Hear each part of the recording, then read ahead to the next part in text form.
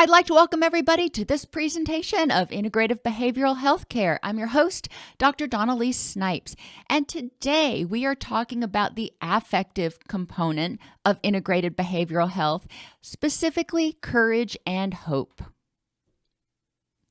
Courage is the willingness to do what needs to be done, which is motivated by faith and hope that it'll produce positive results. We can think about things and know things that we ought to do, but unless we are motivated, unless we believe that doing those things is going to produce positive results, we probably won't do it. And it's important to remember that any change, anything we do, is likely to take some courage. It's stressful to make change. Powerlessness may cause you to feel trapped. Courage helps you tolerate distress and turn your attention to those things that you can change. Remember, regardless of what issue you are dealing with, there are certain aspects that you can change and certain aspects that you can't. Now, maybe those aspects that you can change are simply your reaction to what's going on. However, it's important to be aware of what you can do and how you can feel, how you can be empowered, and how you can stay safe. That is the ultimate goal. When we feel powerless, we feel disempowered, and we also often feel threatened or unsafe. So when we feel powerless, it's important to find the things that we do have control over and how we can keep ourselves safe. I've said this many times, and obviously I'm going to say it again. Change causes crisis, and crisis causes change. And if you sit down and really kind of mull that over, meditate on it for a little bit, you'll recognize that it actually is a pretty accurate statement. Even if we are going on a diet or starting to exercise or doing something positive, change is uncomfortable. It causes us a little bit of anxiety, angst, irritation, depending on what it is. However, when we summon our courage, we are able to get through that crisis. And we generally don't change until there is a crisis. So either way, we're dealing with crisis, and we've got to summon courage. When there's a crisis and we know we need to change, we've got to summon the courage to be willing to do it. And then when we start making that change, we have to summon that courage and motivation again to push through the discomfort until we get to our next goal. Even when we're experiencing distress, change can be terrifying. Even if you are depressed, if you're anxious, if you're angry, thinking about giving that up, thinking about not being depressed anymore may sound hopeful, but all of the work that goes into it, thinking about, what happens if I start to feel better and then all of a sudden I relapse, that can be terrifying. So it's important to acknowledge your fears and anxieties and muster up that courage to deal with them.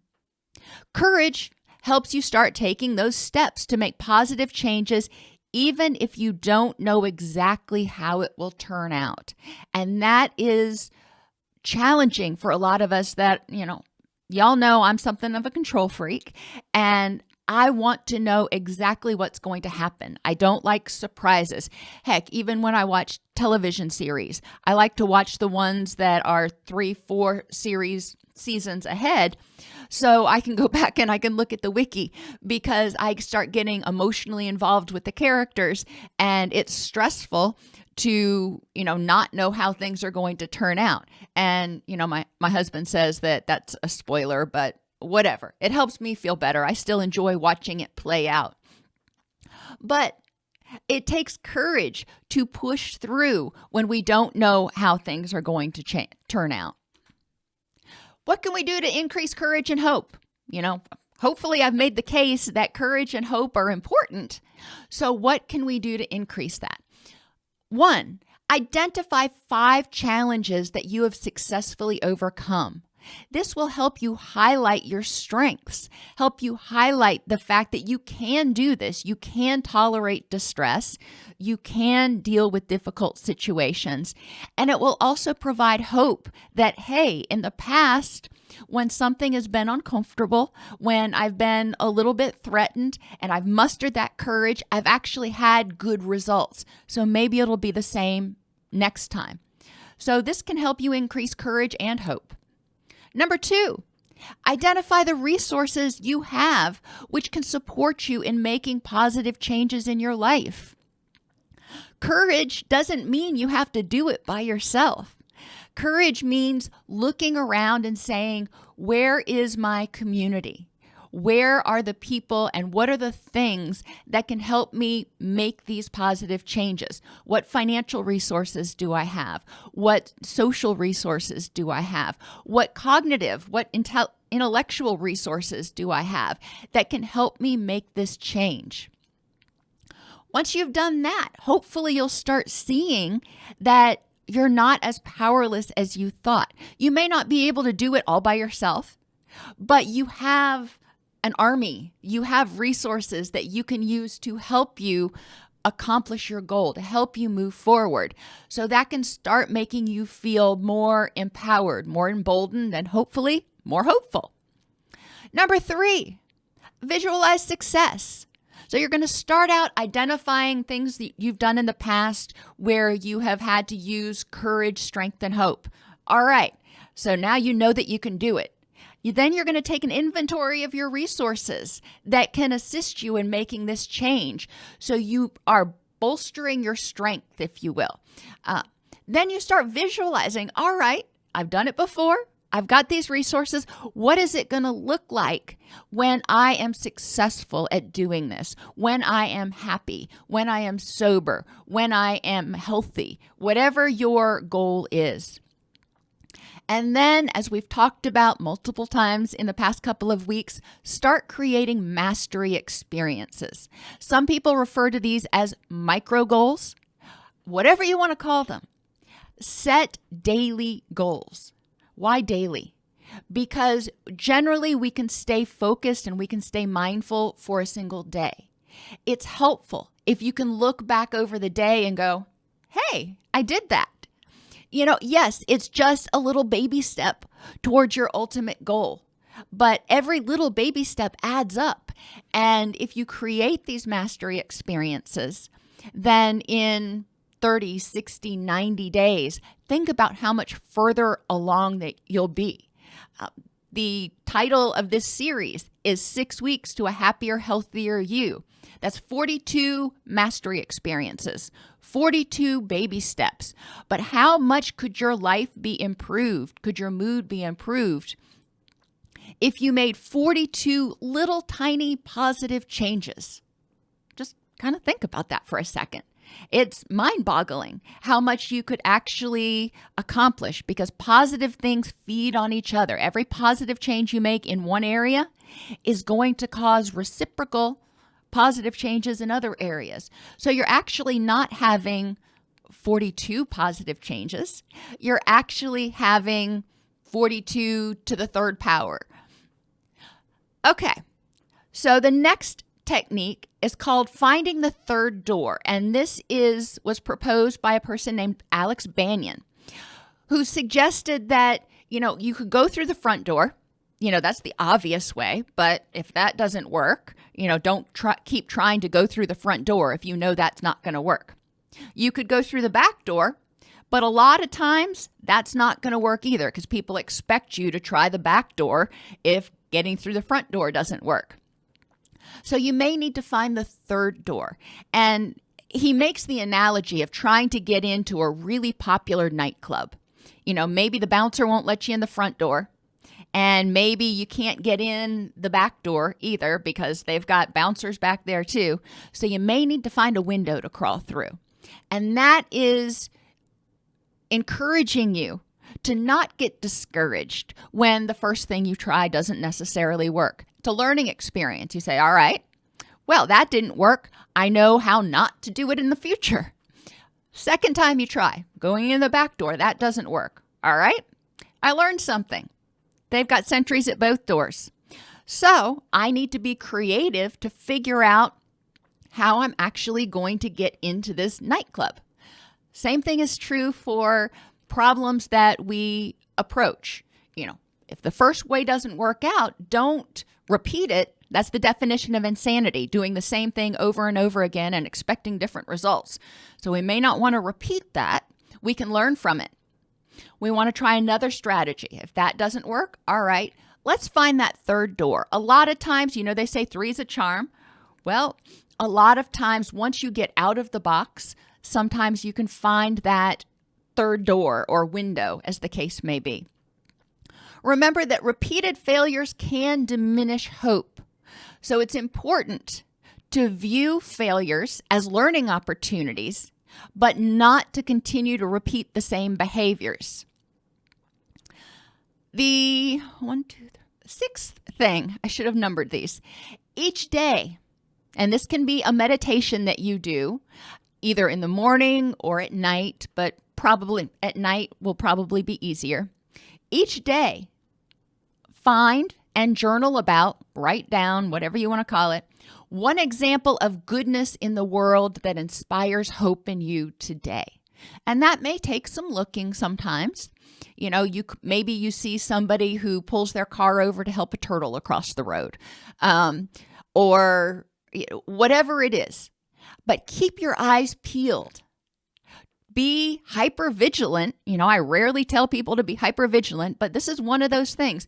Be hypervigilant for hope, for people doing nice things for one another, for random acts of kindness. The second thing you're going to think about is one way in which you are closer to your goal. How did you achieve that mastery experience today? And the third thing is one reason to keep doing that hard work. And change is hard. It doesn't matter what you're trying to do. If you're trying to learn French, or you're trying to get healthy, or you're trying to address addiction, they have their different degrees of difficulty, but change is difficult. So remind yourself, why is it again that I'm doing this? Bolster that motivation. Which takes us to, how do we bolster motivation? We need that motivation. We need that energy, that kick in the butt, if you will, to be courageous, to take risks, to do things that are not easy, to get outside of our comfort zone, whatever you want to call it. There are 5 different types of motivation, just like there are 5 different aspects of integrative behavioral health. Imagine that. Physical motivation. How will facing this challenge help me physically? How will it give me more energy, less pain, better health, sleep better? Whatever it is that you're trying to do, how might this help you physically? Now, it may not. If you're learning French, that may not help you physically, but try to find something to put in each one of these as best as you can. Affectively, how will facing this challenge help you be happier, more curious, more positive, more hopeful? How will doing this help you feel those positive emotions? Cognitively, how does taking on this challenge make sense to help you have the life you want? So I'll use the example of learning French again. If you're learning French, you are doing it for a reason. In what way is using your energy to learn French helping you? Does it make sense to help you have the life you want? Maybe you've always wanted to go tour France, and it's going to help a lot if you can speak the language. So bada bing, it makes sense. If you're talking about recovery from addiction or depression or anxiety, how does taking on recovery make sense to help you have the life you want? That's a little bit easier to answer. Environmentally, this changes a little bit. Environmentally, what can you put in your environment to remind you how much courage, strength, and support you have? Maybe you have your best friend text you every morning to tell you to keep doing the hard work, or you put notes up from your friends What is it that you can put in your environment? So when you look around, when you start feeling like, oh, I don't know if I can do this, you look around and you're like, I got this. I've got support, I've got help, and I've got reasons to do this. Which takes us down to relationally. Who in your life is a source of support that will help you face this challenge? And in some cases, you can also ask yourself, who in my life am I doing this for? For example, if you are working to become healthier, maybe you're doing that, obviously for yourself because you want to see your kids grow up, but you're also doing it in part for your children because you want your children to be able to have you in their life for as long as possible. So it's important to look at both aspects of courage and motivation. It's important to enhance motivation, to keep us going, to keep our courage up, and to remind us, what we can be hopeful for. I mean, obviously, physically, if doing whatever I'm going to do is going to help me be healthier and have less pain and sleep better and have more energy, well then, by all means, I'm going to do it because I'm going to hope that when I do it, when I summon the courage and go through the hard work and I do it, that I am going to reap those benefits. So motivation inspires courage and hope. The three of them are kind of all, almost inextricably intertwined, which is a good thing. So there are a lot of things that you can do to increase courage and motivation. What things do you do in your life in order to enhance your courage when you've got to do something that you're anxious about, when you've got to make hard changes? Maybe you're deciding that, okay, maybe I need to look for a different job because I really don't like this one, or it's, a bad fit for me. Or you're deciding that you need to get out of a relationship, or you're deciding that you want to start working out. I mean, you can make positive changes too, but remember, positive changes are still change, and it still takes energy, and it can still be uncomfortable.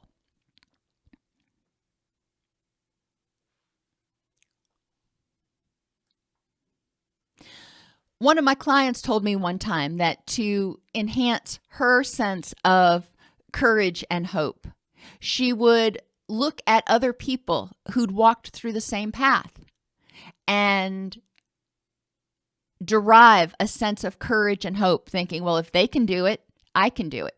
And that's one of the big principles or concepts in the 12 steps as well, which is why meetings are so important, because meetings is where ideally you are fostering courage, strength, and hope.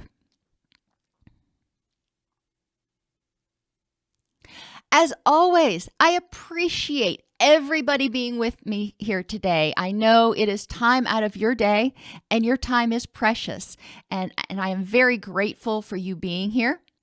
Please remember that these videos are on the YouTube channel, usually about 24 hours after the broadcast. So if you miss one, you can always go back and see what you missed. But let me know if there are topics that you are interested in learning more about, and I will see you tomorrow.